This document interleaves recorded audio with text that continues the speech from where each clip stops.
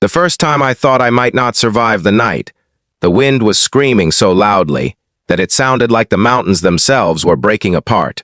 Snow slammed against the windshield in thick white waves. The road ahead had completely vanished.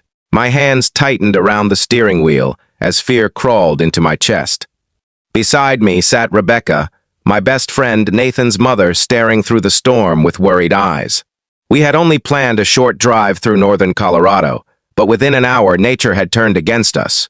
Before we continue, take a moment to like, comment, share, and subscribe if you believe kindness, second chances, and unexpected human connections can change lives. Your support helps these stories reach more people. The weather forecast had predicted light snowfall.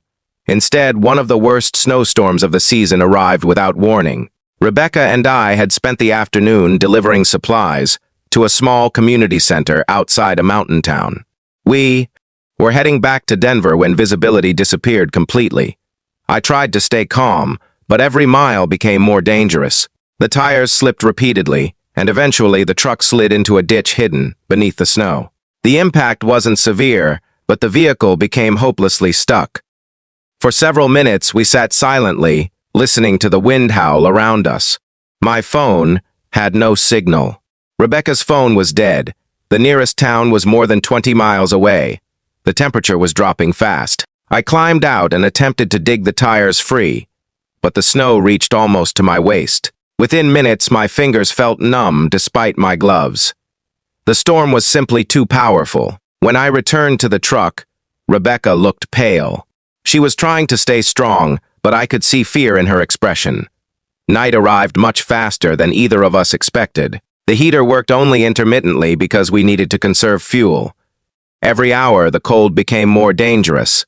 We wrapped ourselves in old blankets from the back seat, but they did little to stop the freezing air. At one point, Rebecca looked toward me and quietly said that if we wanted to make it through the night, we would have to keep each other warm. There was nothing romantic about the situation. It was survival. Still, the moment felt strangely personal. For years, Rebecca had simply been my best friend's mother. She was the woman who always made extra food whenever I visited. She remembered my birthday when nobody else did. She always asked how my work was going even when life became difficult. Yet sitting there in the darkness, surrounded by endless snow, I suddenly saw her differently. Not as someone's mother, not as an older woman, but as a person carrying her own burdens. As the hours passed, conversation became our greatest defense against fear. Rebecca told me things she had never shared before. She spoke about losing her husband, Michael, nearly 10 years earlier. She described the loneliness that followed. She admitted there were nights when the house felt unbearably empty after Nathan left for college. The strongest people often carry the heaviest pain in silence. Listening to her, I realized how little most of us truly know about the struggles, hidden behind a smile. In return, I opened up about my own life. I told her about my failed engagement, the dreams that never happened, the feeling of watching everyone move forward while remaining stuck in place. For the first time in years, I felt completely understood. Outside, the storm continued to rage. Inside the stranded truck, two people shared truths they had hidden from the world. Around midnight, the temperature became brutal. Our blankets were no longer enough. We sat close together simply to preserve body heat. Neither of us spoke much anymore. Exhaustion was taking over. I remember looking through the frosted window and wondering if rescue would ever come. For the first time that night, genuine panic entered my mind. What? If nobody found us, what if the storm lasted another day? What if this frozen mountain road became the last place either of us ever saw? Rebecca must have sensed my fear. She gently squeezed my arm and reminded me that hope only disappears when people stop believing in it. Those words stayed with me. Hours later, as dawn slowly approached, the storm finally began to weaken. The sky transformed from black to dark gray. Then, through the blowing snow, I noticed something. Lights. Tiny, distant lights. At first, I thought I was imagining them. Then I heard an engine. A snow rescue vehicle emerged from the storm, like a miracle. Someone at the community center had realized we never arrived home. Search teams had spent the entire night looking for us. When rescuers opened the truck door, relief hit me so hard that I nearly cried. Rebecca was crying, so was I. Not because we were weak, because we understood how close we had come to losing everything. The following weeks brought unexpected changes.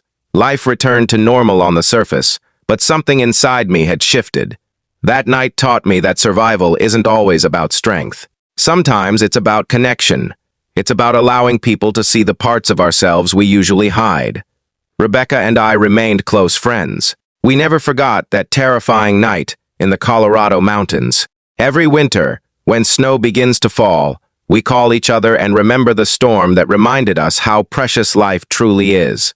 Most importantly, I learned that kindness leaves lasting fingerprints on the hearts of others.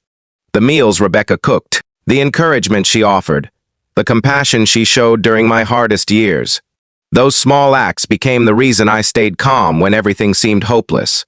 If this story has touched your heart so far, please like the video, subscribe to the channel, and share it with someone who needs a reminder that human kindness still exists in this world.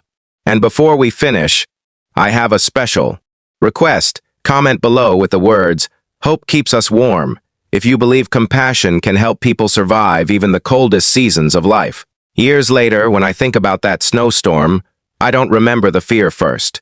I remember the courage. I remember the honesty. I remember two people trapped in a frozen wilderness, discovering that hope grows strongest when it is shared.